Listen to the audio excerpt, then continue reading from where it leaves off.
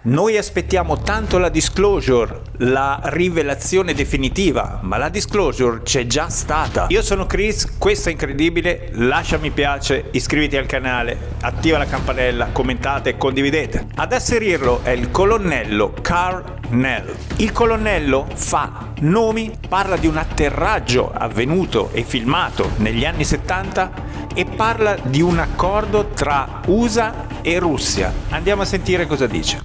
So then you got justified by other beliefs. So like in for instance, what's other beliefs? Well, it'd be like whistleblowers coming forward and testifying to Congress, right?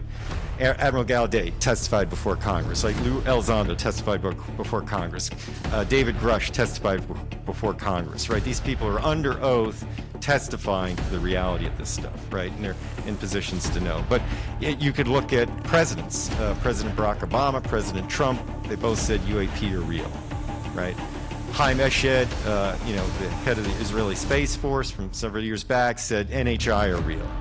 Paul Hellyer from Canada, defense minister, said NHI are real.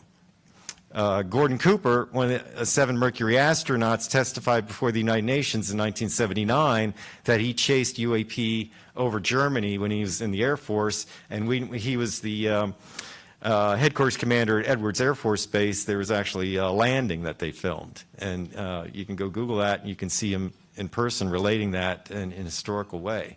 But he testified before Congress to that effect, just like David Fravor and Ryan Graves testified.